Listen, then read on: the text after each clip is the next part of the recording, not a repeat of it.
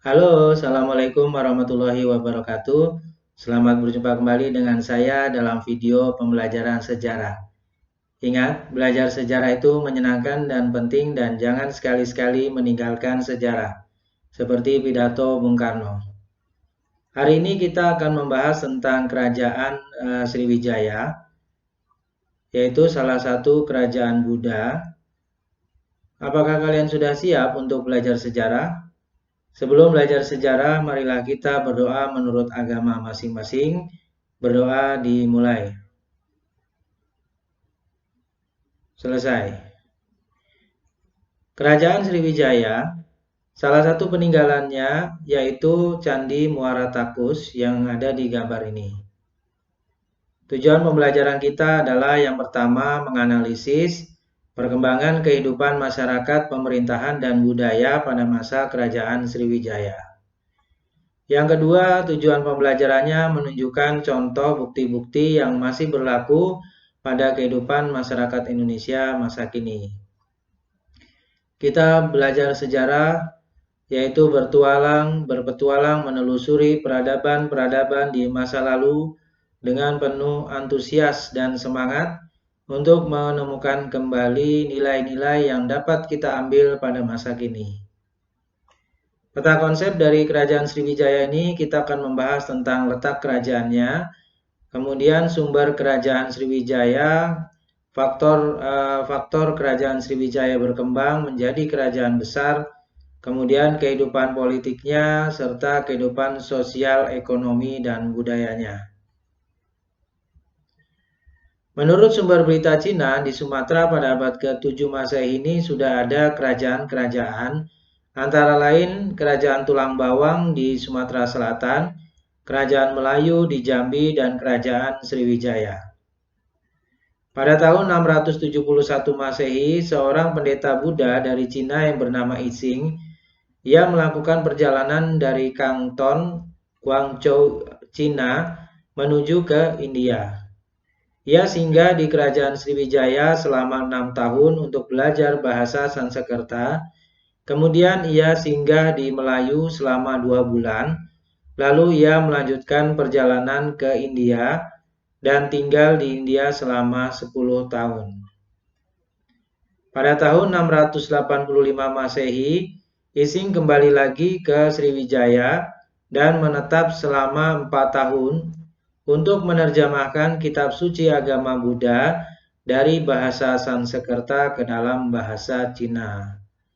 Berikut ini adalah foto gambar atau rekaan dari Ising.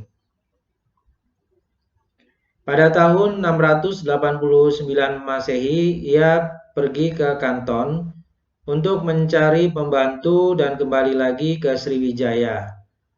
Tujuannya adalah untuk membantu beliau menyelesaikan penerjemahan bahasa Sanskerta ke dalam bahasa Cina, kitab suci agama Buddha. Pada tahun 695 Masehi, ia kemudian pulang kembali ke Cina. Berikut ini adalah buku A Record of the Buddhist Religion of Practice in India and the Malay Archipelago by Ising yang ditranslate ya by J. Takakusu BA, PhD. Berikut ini adalah peta dari perjalanan pendeta agama Buddha Ising dari Kanton Guangzhou, Cina menuju kemudian ke Sriwijaya, Melayu, kemudian ke India. Menurut sumber berita Cina, Ising, Sriwijaya ini adalah kegiatan ilmiah agama Buddha atau pusat kegiatan ilmiah agama Buddha. Seorang guru yang terkenal yang bernama Sakyakirti, pendeta Cina yang hendak ke India, ia anjurkan untuk belajar di Sriwijaya selama 1-2 tahun. Nah, di manakah letak kerajaan Sriwijaya? Letak kerajaan Sriwijaya ini ada beberapa pendapat. Ada yang berpendapat bahwa kerajaan Sriwijaya ini terletak di Sumatera Selatan, tepatnya di tepi Sungai Musi atau sekitar kota Palembang sekarang. Hal ini berdasarkan penemuan-penemuan prasasti. Kemudian ada juga yang berpendapat letak kerajaan Sriwijaya di Jambi. Dan ada juga yang berpendapat di luar Indonesia. Ketika pusat kerajaan Sriwijaya mulai mengalami kemunduran, kemungkinan Sriwijaya kemudian pindah ke Jambi. Pada tahun 1918, sejarawan Prancis yang bernama Georges Codes dan sekitar tahun 1991 sampai 1993, Pierre Yves Mangui membuktikan bahwa pusat Sriwijaya berada di Sungai Musi antara Bukit Siguntang dan Sabo Kingking, Sumatera Selatan. Berikut ini adalah gambar peta perdagangan masa kerajaan Sriwijaya. Pusat kerajaan di Palembang, kemudian juga ada pusat kekuasaan dari Sriwijaya. Sriwijaya ini disebut dengan berbagai nama. Seperti misalnya orang Cina menyebut Sanfotsi atau Sanfoki, dalam bahasa Sanskerta dan Pali disebut Yavades. Bangsa Arab menyebut Sriwijaya Zabak atau Zabai, dan Khmer menyebutnya sebagai Melayu. Dalam bahasa Sanskerta, Sri artinya bercahaya atau gemilang, Wijaya artinya kemenangan atau kejayaan. Jadi Sriwijaya artinya kemenangan yang gilang gemilang. Sriwijaya ini merupakan kerajaan maritim terbesar dan juga merupakan kerajaan nasional pertama. Sumber-sumber dari luar negeri seperti berita Cina, dari Ising yang pernah tinggal di Sriwijaya, sumber Arab, dan sumber India. Ini adalah sumber-sumber dari luar negeri. Kemudian ada juga sumber prasasti, yaitu berupa 5 buah prasasti yang berhuruf Pallawa dan berbahasa Melayu kuno. Seperti misalnya ada prasasti Kedukan Bukit, Talang Tuo, Telaga Batu, Kota Kapur, dan Karangberahi. Yang pertama yaitu prasasti Kedukan Bukit. Prasasti ini ditemukan di tepi Sungai Tatang dekat Palembang, berangkat tahun 605 Saka atau 683 Masehi. Isinya menceritakan perjalanan suci atau Sidayatra yang dilakukan oleh Dapunta Hyang dengan menggunakan perahu. Ia berangkat dari Minangatamuan dengan membawa tentara 20.000 orang. Daerah Minangatamuan ini adalah daerah pertemuan antara Sungai Kampar kanan dan Sungai Kampar kiri. Kemudian yang kedua yaitu Prasasti Talang Tuo.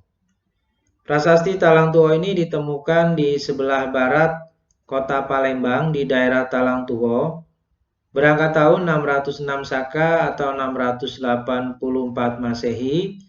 Isinya yaitu pembuatan Taman Sri Kisetra oleh Dapunta Hyang Sri Jayanaga untuk kemakmuran semua makhluk. Jadi dari sini kita bisa mengetahui ternyata raja dari kerajaan Sriwijaya ini sudah peduli akan adanya pembuatan taman atau penanaman pohon. Kemudian yang ketiga yaitu Prasasti Telaga Batu. Ditemukan di Kecamatan Ilir Timur 2, Kota Palembang, berisi kutukan kepada siapa saja yang berbuat kejahatan dan tidak taat kepada perintah raja. Berikutnya ada Prasasti Kedukan Bukit, Prasasti Talang Tuo, kemudian Prasasti Telaga Batu. Ya, ini ada prasasti ini sekarang berada di Museum Nasional atau Museum Gajah di Jakarta. Kemudian yang keempat, Prasasti Kota Kapur, ditemukan di Desa Kapur, Bangka atau Pulau Bangka tahun 608 Saka, 656 Masehi.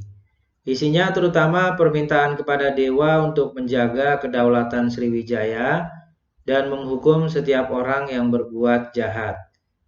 Ini berikut adalah gambar dari Prasasti Kota Kapur. Kemudian yang kelima adalah prasasti Karangberahi, ditemukan di desa Karangberahi, Pamenang, Merangin, Jambi, berangkat tahun 608 Saka atau 686 Masehi. Isinya sama dengan prasasti Kota Kapur. Beberapa prasasti lainnya seperti prasasti Ligor yang berangkat tahun 775 Masehi ditemukan juga di Ligor di Semenanjung Malayu, Thailand, dan juga prasasti Nalanda di India Timur. Kemudian kita akan membahas faktor-faktor kerajaan Sriwijaya berkembang menjadi kerajaan besar. Kerajaan Sriwijaya berkembang menjadi kerajaan besar yang pertama karena letaknya sangat strategis, yaitu di jalur perdagangan antara India dan Cina. Yang kedua, kemajuan pelayaran dan perdagangan antara Cina dan India melalui Asia Tenggara. Yang ketiga, runtuhnya kerajaan Funan di Vietnam akibat serangan dari Kamboja. Yang keempat, kemudian Sriwijaya memiliki armada laut yang kuat. Kehidupan politik Kerajaan Sriwijaya. Perkembangan Kerajaan Sriwijaya sebagai kerajaan maritim ini tidak hanya didukung oleh letak geografis Sriwijaya yang strategis, akan tetapi juga adanya aspek politik kekuasaan yang dipegang oleh raja. Pemerintahan pusat terstruktur secara hierarkis dan sistem pembagian teritorial atau kedatuan terutama didasarkan pada prasasti-prasasti Melayu pada abad ke-8 Masehi menurut Kodes tahun 2014. Dari prasasti Sriwijaya ada 8 komponen yang membentuk kenegaraan Sriwijaya seperti kedatuan, Dewata, Hulu Tuhan, Bala, Puhavan, Vanigaya, Mandala, dan Bumi. Nah, berikut ini adalah susunan hierarki dari kerajaan Sriwijaya menurut Kodes.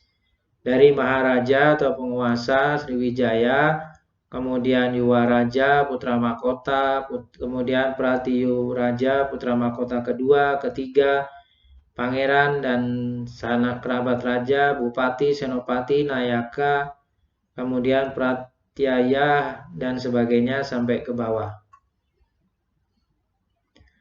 Kehidupan sosial, ekonomi, dan budaya Kerajaan Sriwijaya. Kehidupan sosial Kerajaan Sriwijaya ini sangat baik. Hal ini terlihat adanya perkembangan perdagangan internasional karena letaknya yang strategis. Sehingga banyak dari para pedagang ini singgah dan berkomunikasi dengan masyarakat setempat. Bahasa Melayu digunakan sebagai bahasa pengantar.